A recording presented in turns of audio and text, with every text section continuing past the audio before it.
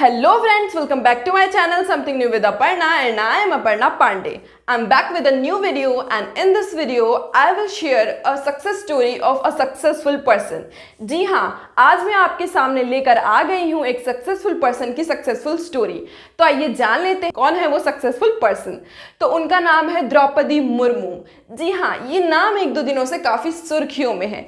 अब ऐसा क्यों है, कौन है ये आखिर? तो जान लेते हैं कि ये कौन है, क्या है, क्यों इनका नाम इतना लिया जा रहा है और भाई ये सक्सेसफुल कैसे हैं। हो सकता है बहुत से लोग जानते भी हों पर बहुत से लोग नहीं जानते हों। तो मैं बता देती हूँ कि द्रौपदी मुर्मू एक पॉलिटिशियन है। जी हाँ, वो एक पॉलिटिशियन है और फिलहाल सुर्खियों में तो इसीलिए हैं क्योंकि इन्हें एनडीए ने जो कि हमारी नेशनल डेमोक्रेटिक अलायंस ने इन्हें राष्ट्रपति चुनाव यानी प्रेसिडेंट इलेक्शन के लिए नॉमिनी कैंडिडेट उम्मीदवार घोषित कर दिया है।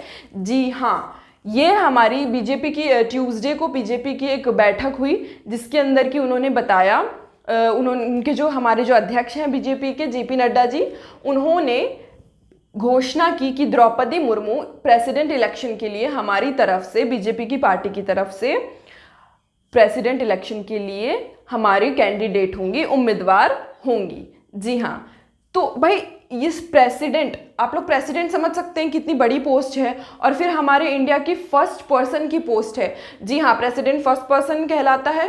तो इतनी बड़ी पोस्ट तक पहुंचने का सफ़र क्या इतना आसान रहा होगा? जी नहीं, बिल्कुल भी नहीं। बहुत मुश्किल सफ़र था इनका। इनको बहुत से स्ट्रगल्स झेलने पड़े। इनकी पर्सनल लाइफ में बहुत उतार चढ़ाव आए इनकी ज़िंदगी में, और इतनी सारी मुश्किलों और दिक्कतों के बाद भी आज ये इतनी बड़ी और पूरे इंडिया की नंबर 1 पोस्ट पर हैं, पोस्ट पर पहुंचने वाली हैं, पोस्ट पर पहुंचेंगी, उसकी उम्मीदवार है। इसकी उम्मीदवार होना भी कितनी बड़ी बात है। तो आप सोच सकते हैं कितनी बड़ी पर्सनालिटी होंगी। तो अब हम बात कर लेते हैं इनके बारे में, थोड़ा सा जान लेते हैं। तो भाई ये बॉर्न हुई 20 जून 1958 को मयूरभंज ओडिशा नामक जगह पे, ओडिशा जगह पे, मयूरभंज नामक जगह पे इनको हुआ जन्म, ओडिशा के अंदर। ठीक है, ओडिशा एक स्टेट है। और इनके फादर का नाम बिरंची नारायण टुड्डू है। और अब बात कर लेते हैं भाई इनकी एजुकेशन की।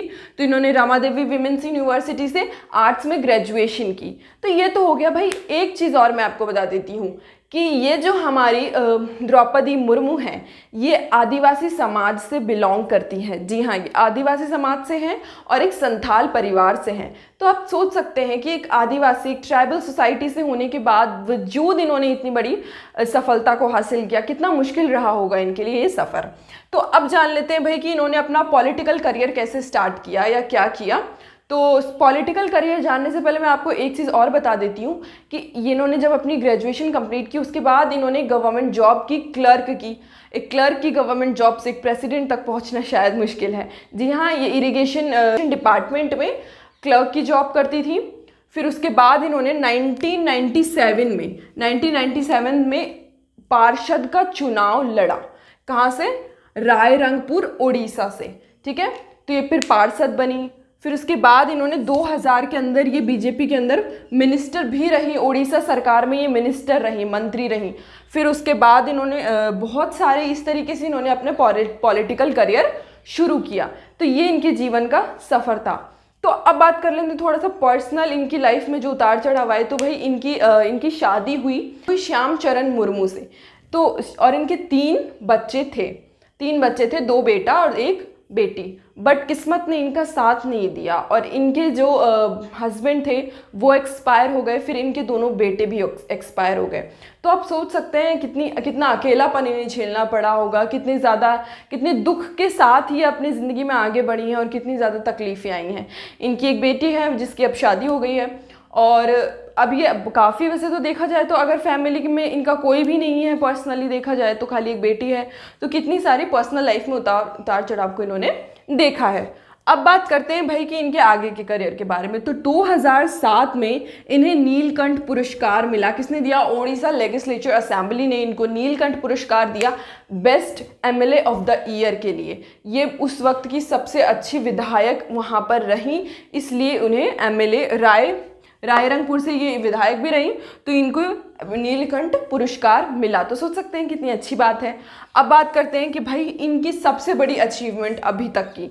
तो भाई 18 मई 2015 को ये झारखंड की पहली महिला गवर्नर बनी, फर्स्ट वुमेन गवर्नर। जी हाँ, ये पहली महिला गवर्नमेंट बनी और 9th नंबर पे गवर्नर बनी। और इन्होंने 2021 तक गवर्नर के पोस्ट पर कार्यरत रही ये। और मतलब इन काफ़ी अच्छा इनके थ्रू काम किया गया, इनका रिस्पॉन्स जो था वो बहुत अच्छा था। बीजेपी के अंदर भी इनको बड़ी बड़ी पोस्ट मिली। और मतलब इतनी ज़्यादा स्ट्रगल्स के बाद एक आदिवासी परिवार से होना, और क्योंकि क्या था ना कि उस वक्त तो और भी ज़्यादा था, कास्ट सिस्टम उस वक्त बहुत ज़्यादा था। और उड़ीसा ऐसी जगह थी, ऐसे ही परिवार से बिलोंग करती थी, गरीब थी थोड़ी, मतलब इनकी ऐसे ये परिवार से बिलोंग करती थी। इनके परिवार में उस तरीके से अभाव थे, बहुत सारी दिक्कतें थी, फिर भी ये आदिवासी समाज में होकर भी आज यहाँ तक पहुंची हैं। अब बात करते हैं कि इनको प्रेसिडेंट की नॉमिनी बनाया गया, कैंडिडेट बनाया गया। तो ऐसा क्या स्पेशल है? सबसे बड़ी बात तो ये भारत की दूसरी महिला राष्ट्रपति होंगी, अगर ये जीत जाती हैं तो ये भारत की दूसरी महिला राष्ट्रपति होंगी। और सेकंड थिंग कि ये जो इंडिपेंडेंट इंडिया है हमारा, इसमें पहली बार आज तक कोई भी ऐसा राष्ट्रपति नहीं बना जो कि इंडिपेंडेंट इंडिया में पैदा हुआ है।